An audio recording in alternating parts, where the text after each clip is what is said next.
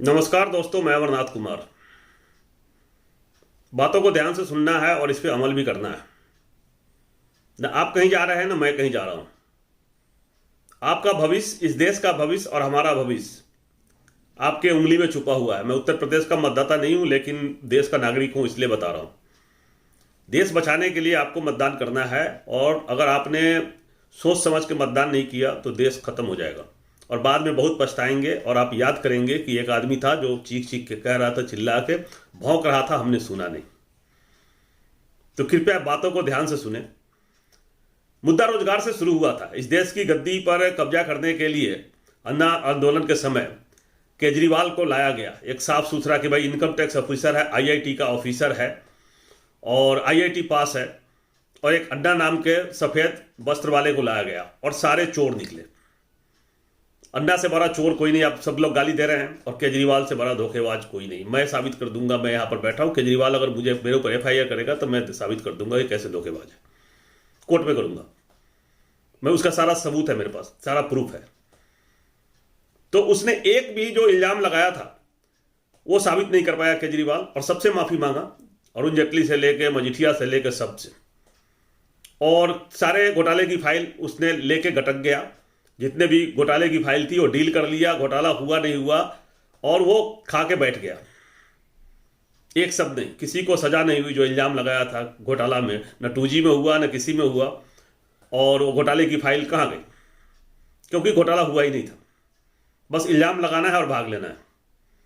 तो देश को आरएसएस की साजिश थी, देश को कब्जा करना। उन्होंने कब्जा कर लिया और आप सबको बर्बाद कर दिया। उस बर्बाद करने के लिए आपको बड़े बड़े लुभावने वादे किए गए थे। रोजगार, काला धन, विकास, सस्ता पेट्रोल, गैस सिलेंडर 300 में। यही कहा था ना रामदेव ने, 35 रुपए का पेट्रोल देंगे। आज रामदेव गायब है, आ नहीं रहा है वोट मांगने के लिए, उसकी हिम्मत नहीं है। जैसे ही आएगा आप उसको बजा देंगे, उसको नारंग बना देंगे, तो आएगा नहीं। नारंग का मतलब समझ रहे हैं ना मैं क्या कर रहा हूं? किसानों ने बनाया था एक को नारंग, तो इसलिए वो आएगा नहीं, और आप सब अभी फंसे हुए हो। एक प्रॉब्लम और मैं देख रहा हूं कि आप सब अभी भी बात को समझे नहीं है, अपने वोटों का बंटवारा कर रहे हैं। आप जाति के नाम पे वोट बांट रहे हैं। आपको मैं बार बार चीख चीख के कह रहा था कि यूपी जीतने का फॉर्मूला यही है कि एकजुट होकर वोट करना पड़ेगा, एक मजबूत पार्टी को। लेकिन ऐसा नहीं हुआ। लोगों ने उन्होंने संगठन बनाया, एक गठबंधन बनाया, समाजवादी पार्टी, लोग उनके साथ जुड़ा हुआ है, मजबूत पार्टी है। फिर भी कुछ लोग जो आरएसएस के एजेंट है दूसरे पार्टियों में भी घुस गए और उनको अकेले लड़ने पर मजबूर किया है। जो खुल के बोल रहा हूं। और अब हम चुप रहेंगे तो कुछ नहीं होगा। पार्टी के 2-4% वोट मिल जाएगा। मैं किसी पार्टी से नहीं हूं, लेकिन देश हार जाएगा। पार्टी को कुछ नहीं बिगड़ेगा। पार्टी में रहने वाले जो पार्टी के लीडर हैं वो महल में रहते हैं, उनको कोई फर्क नहीं पड़ेगा। न उन्होंने आपके आरक्षण के नाम पे लड़ा, न एक बार बोला। जब सरकारी कंपनियों को प्राइवेटाइज किया जा रहा था नहीं बोला, नौकरी देने के नाम पर नहीं बोला। आप सब भटक रहे थे, कुछ नहीं हुआ। टिकट भी बेचे जा रहे हैं, और इस तरह से आपको खत्म किया जा रहा है, बर्बाद हो रहे हैं आप। ये लोग लालची लोग हैं, इसलिए आपको मिलजुल कर सिर्फ एक जगह वोट डालना पड़ेगा अगर आप चाहते हैं कि देश का विकास हो, देश आगे बढ़े। तो कोई भी मुद्दा नहीं आज भाजपा के पास लड़ने के लिए। न विकास की बात कर रहा है, न रोजगार की बात कर रहा है, न देश सुरक्षा की बात कर रहा है, कुछ नहीं कर रहा है। वो कह रहा है यूपी में कानून व्यवस्था बड़ा बढ़िया हो गया, गुंडा राज खत्म हो गया। किसका गुंडा राज था? कौन सा गुंडा राज था? आज तो तुम्हारा ही आदमी, महिला पुलिस वाले भी सुरक्षित नहीं है। ये क्या हो रहा है? देखिए, हम लोग चेकिंग कर रहे थे टाउन हॉल पे। हम थे, विपुल थे, एक अजय मलिक था। 3 लड़के बाइक से निकले, हम लोगों ने उनको रोका। उनके पास कोई कागज पेपर नहीं थे, बच्चे स्टूडेंट थे। हम लोगों ने छोड़ दिया। इसके बाद 20 मिनट 25 मिनट बाद कोई आया, एक गाड़ी आई बुलेरो, यूपी 27 एम या शायद यू थी, वो टाइम 7। उसमें करीब 8-10 लड़के थे। उन लोगों ने आते ही, उनके पास पिस्टल थी, उन लोगों ने आते ही उसमें भाजपा का झंडा लगा था। उस लड़के ने आते उतरते हुए बोला कि चेतराम विधायक के लड़के, तूने हमारे भाई की गाड़ी कैसे रोकी? और मुझे मारने लगा। इतने में अजय मलिक आ गया, उसने गाड़ी डंडा रोका तो उसके हाथ पे और सर पे लगा। विधायक का कैंडिडेट दरोगा को डरा रहा है कि नौकरी करना है कि नहीं करना है। अखिलेश यादव है। अखिलेश यादव नहीं अखिलेश यादव क्यों लगे? नौकरी नहीं करनी क्या? नहीं नौकरी करनी है, नौकरी कर रहा हूँ। फिर आपसे हमसे क्या समस्या? भाई साहब हमसे क्या समस्या? ये देखो हमसे क्या इनके समस्या? साथ भी बदतमीजी क्या करी। बता? इन्होंने एक वोटर को पिछा दिन में वापस इससे बड़ा गुंडा राज क्या हो सकता है? लड़की को रात को जला दिया जाता है पेट्रोल छीट के, व्यापारी को, मनीष गुप्ता को मार दिया जाता है, पुलिस वाला मार देता है। तो पुलिस वाला ही गुंडा हो गया ना। इससे बड़ा गुंडा राज क्या हो सकता है? जिस राज में पुलिस ही गुंडागर्दी पर उतर जाए, जो उसके काम है रक्षा करना, तो इससे खतरनाक और मामला क्या हो सकता है? मुख्यमंत्री गुंडागर्दी की बात करते हैं तो गुंडा राज तो बहुत बड़ा गुंडा मतलब सरगना हो गया, माफिया राज हो गया ये तो माफिया राज चाहते हैं या देश को इन माफिया राज के चंगुल से छुटकारा चाहते हैं? आपको सोचना है और उसके लिए आपको वोट करना पड़ेगा।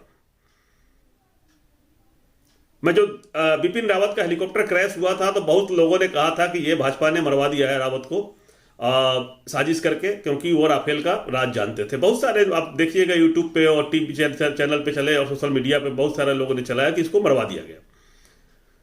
और सेना का मामला था। मैंने पहले ही दिन अपना वीडियो आप देखेंगे, उसमें जाके बिपिन रावत पर मैंने 4 वीडियो बनाए, तो उसमें कहा कि नहीं जी इसमें पायलट की गलती है, पायलट के कारण से जहाज क्रैश हुआ है। पहले ही बता दिया था कि पायलट की गलती है। पायलट CFT टर्म होता है, control flight into terrain. Pilot अनजाने में ले जाके पहाड़ी में घुसा दिया, जबकि उसको नहीं ले जाना चाहिए था। रूल कहता है कि उसमें अगर बादल है तो उधर हम नहीं जाना है। घुसने से पहले दिखा रहा है कि हेलीकॉप्टर एकदम सही पोजीशन पे है, बादल में नहीं है और बादलों की ओर जाता दिखाई दे रहा है, तो नहीं जाना था। और सेना ने भी फाइल बंद कर दिया, कहा कि CFT हो गया, अचानक बादल आ गया इसलिए प्लेन क्रैश कर गया, हेलीकॉप्टर क्रैश कर गया और फाइल बंद कर दिया गया। फिर यह नहीं पूछा कि पायलट ले क्यों गया बादल में, यह किसी ने नहीं पूछा।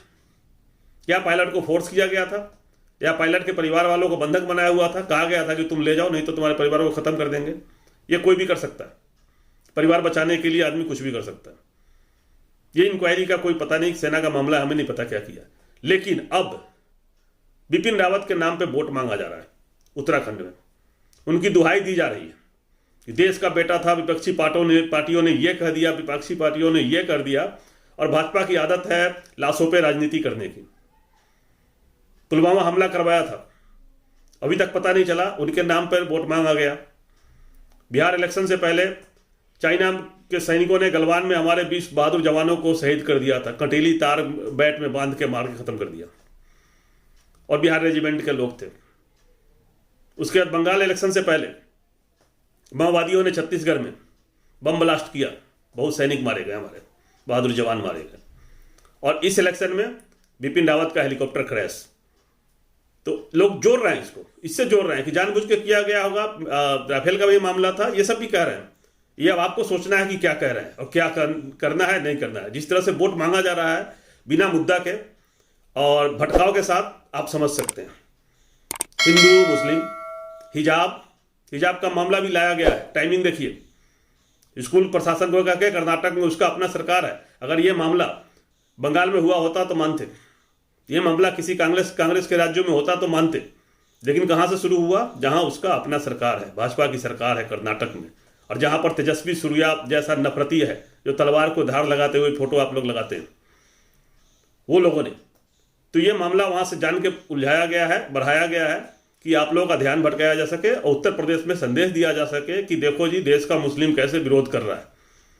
हमें तो सिविल कोड नहीं लागू करने दे रहा है, uniform civil code. Giriraj Singh इतने दिन से चुप थे, आ गए कल, वो भी आ गए। तो आप समझ सकते हैं कि देश को कहां लेके जा रहे हैं, क्या करना चाह रहे हैं।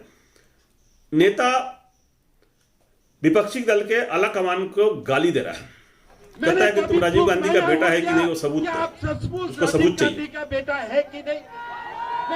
आप समझ सकते हैं ना, लोगों ने जितना जुतियाया है, जितना लतियाया है, पूछो मत असम के मुख्यमंत्री को।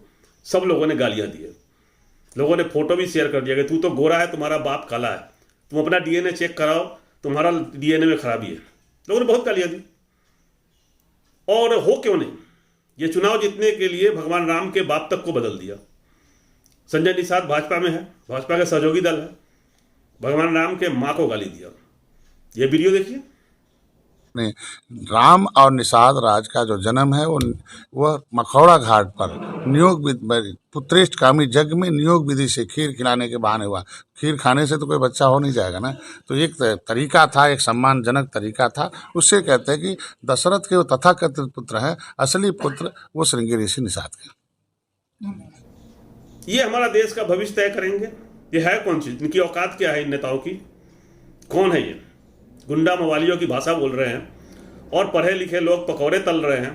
पढ़े लिखे लोग फेसबुक और ट्विटर पे 2-2 रुपए का ट्वीट कर रहे हैं।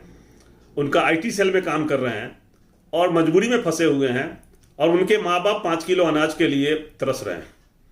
5 किलो अनाज देके कह रहा है कि सब कुछ हो गया। जो पढ़े लिखे लोग हैं, जो ट्विटर पे काम कर रहे हो, कहीं कुछ ना कुछ कर लेंगे, आत्महत्या भी कर लेंगे, नहीं अगर कर्जा में डूब जाएंगे तो हो ही गया। आत्महत्या किया ही, लोग देख ही रहे हैं, लाइव आत्महत्या कर रहे हैं। लेकिन जो 5 किलो अनाज वाले हैं, उनके बच्चों का क्या होगा? उनके बच्चों का भविष्य कैसे सुधरेगा? उनको तो आदत डाल दिया गुलामी की, खत्म करते जा रहे हैं। इसलिए मैं कह रहा हूं कि अभी भी मौका है, आप सब एकजुट होकर यूपी में किसी एक पार्टी को जिताना है, अदरवाइज आप सब खत्म हो जाएंगे। ये 6 चरणों में मिलके एक जगह वोट डालिए। पंजाब में आरएसएस की एंट्री हो चुकी है। भाजपा, केजरीवाल और अमरिंदर सिंह, जो कुछ करप्ट लोग हैं, उन्होंने मिलके वहां पर आरएसएस को पंजाब में इसलिए ले जाना चाह रहे हैं कि पंजाब में के किसानों ने एक तानाशाह को झुकने पर मजबूर कर दिया। टीवी के सामने आके माफी मांगा कि मेरे से बहुत बड़ी गलती हो गई। मैं आज देशवासियों से क्षमा मांगते हुए जो किसान को, जो सच्चे मन से, पाकिस्तानी पता नहीं क्या क्या कह रहे थे, पवित्र हृदय से कहना चाहता हूं गलती मानी कि शायद समझ सकते हैं कि कोई आदमी अगर झुकता हमारी है तो तपस्या में ही कोई कमी रही होगी। पंजाब को जीत के पंजाब की पुलिस को अपने कब्जे में लेना चाहता है। उसके बाद उस किसानों को फिर बताया जाएगा और देश टूट जाएगा, क्योंकि किसान फिर विद्रोह करेंगे। आप पंजाबियों को दबाएंगे तो पंजाबी फिर तलवार लेके ऊपर आएगा, तो विद्रोह होगा तो देश टूट जाएगा। तो क्या आप चाहते हैं कि देश टूट जाए? इसलिए आरएसएस के लोगों को पंजाब में मत घुसने दीजिए। आप मिलजुल के वोट करें और इनको पहचानें। वो केजरीवाल कोई फ्री बिजली पानी नहीं दे रहा है। मैं केजरीवाल का वोटर हूं और उसका सपोर्टर भी रहा हूं। मेरा पानी का बिल 5 गुना ज्यादा कर दिया। अगर आप दिल्ली में 2 परिवार है, घर में 2 लोग मात्र, तो 700 लीटर पानी एक दिन का फ्री है। 700 यानी 2 से 3 2.5 लोग अगर है तो आपका काम चल जाएगा। 2.5 लोगों का परिवार है तो क्या पंजाब में 2.5 लोगों से काम चल जाएगा? यहां पानी का बिल जैसे ही मेरा बढ़ता है, मेरा बिल आता है 1700 रुपए का 1 महीने का, और केजरीवाल के आने से पहले यही 245 रुपए का था। मैं खुलेआम बोल रहा हूं, अब चैनल पे बोल रहा हूं। और बिजली का बिल भी 2.5 गुना बढ़ गया मेरा, यूनिट के हिसाब से, कि 1 यूनिट के बाद खर्च करेंगे, 300 यूनिट से ऊपर करेंगे तो उसका रेट इतना तेजी से भागता है कि पूछिए मत। तो सब कुछ झूठा है। रोड खत्म हो गया, नौकरी नहीं दिया, शराब का ठेके खोल दिए। ये कल्याण करेगा पंजाब में जाके और उत्तराखंड में और गोवा में। वो आदमी जिसका झूठ के आधार पर ही राजनीति शुरू हुआ था, जिसने कहा था कि हम चुनाव नहीं लड़ेंगे कभी जिंदगी में, जो राजनीति का विरोध करता था, वो चुनाव लड़ा और मुख्यमंत्री बना, और वही सारा नियम अपना रहा है जो भाजपा का है। आरएसएस की नीति अपना के आगे बढ़ रहा है और नौटंकी कर रहा है। तो इसलिए आप सबको कह रहा हूं, एकजुट होकर इन सब ताकतों को, नफरती ताकतों को पहचानिए और देश को बचाइए। मैं यही कहना चाहता हूं। समझदारी से मिलके काम करिए। पंजाब वालों, इस भारत को बचा लो। उत्तर प्रदेश वाले, इस भारत को बचा लो। उत्तराखंड के लोग बहुत समझदार है, वो जानते हैं क्या करना है। राजस्थान के लोग जानते हैं क्या करना है, गोवा वाले भी जानते हैं। आप दोनों लोग इस देश को बचा लो। जय हिंद, जय भारत।